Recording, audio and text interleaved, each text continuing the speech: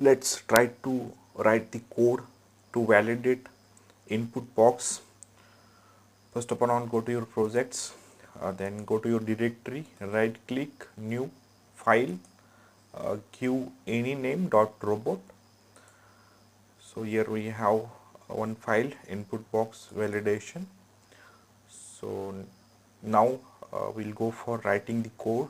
So code usually consists of 4 sections: setting, where important libraries are there, then variables, reusable URLs or code we can write in this section, then test cases, complete flow, open the browser, go to the URLs, maximize window, then get the title, then verify the title, then check element is enabled or not, check element is visible or not, then input text something, then clear, and then close. So this is the normal test case flow as of now for this session. Then keywords, we're not using any keywords in this session. So line by line we can see we are using the library, Selenium library. Then in variables section we have the URLs. So go to this youtube.com, then browser Chrome we are using, then search box. So here take the search box and find the XPath and make it as a variables search box, so you can use in code again and again. So now we'll go for test case section. So here we need to validation test. So first is the open the browser URL and browser, then wait until the page contains URL, then maximize, then we need to get the title. So so that make the dollar symbol in curly brackets, title is equal to get title, get the title, then log the title. In reports we can see those titles. Then we can make one validation, title should be YouTube. So you need to find those title, go to YouTube and inspect the page, you will get this title there. Then element should be enabled. So to validate this test case we need that search box, and the search box element should be enabled. Then element should be visible, enabled as well as visible also. We can verify those two test cases. Give the sleep for 3 seconds, then input text, enter news in the search box, then give the sleeps, then clear that news, then sleep for 3, and last finally close the browsers. Keywords we not using any customized keywords here. So this is the complete flow for our current test case. So in a robot framework we need to understand that each code we are writing in 4 section always. So here we can see settings section. This section is used to import libraries and define the setting for the test suite. Then here we are using library, Selenium library. So this line imports the Selenium library which provide the keywords for interacting with web browser. Then variable section, then this section is used to define the variables that can be used throughout the test suites, like URLs, browser, search box. There are different variables we can make to use in our test script again and again. So the URL variables, it's defined the value www.youtube.com. Then browser, then this line defines variable browser with value Chrome. Then search box, so this line variable search box with XPath locator for YouTube search box. So these are the variables we defined to use in our test cases.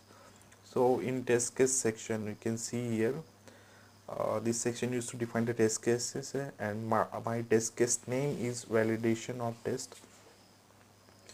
Then we performing the actions like opening the browsers, open the browser, navigate to the specified URLs, then wait until the page contains URL, waits until the page contains that specified URLs, then maximize the browser windows, then uh, dollar title, so get title, so it retrieves the title of the current page and stores it in the these variables. Get title, we get title, then store it at title, then log these variables, so logs the page title there, then title should be YouTube, so this verifies that the page title is YouTube. Then element should be enabled, verifies that the search box is enabled. Then element should be visible, verifies that search box is visible. Then give the sleep and wait for 3 seconds. Then input box enters this text news in this. Now we are going to enter something in text box, so we can enter the text news. Then sleep for 3, waits for 3 seconds. Then clear element text, then clear element text, then you can use this variable, so clear the text from search box. Then again give this sleep for 3 seconds and then close the browser. So this the purpose of this verifies YouTube page loads correctly, search box is enabled and visible, and test can be entered and cleared the search box.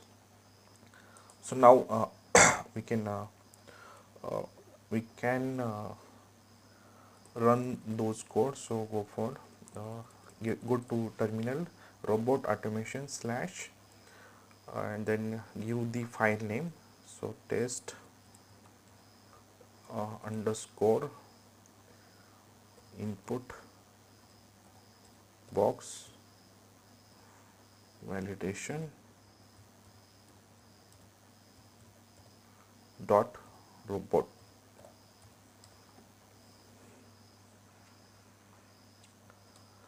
You can enter,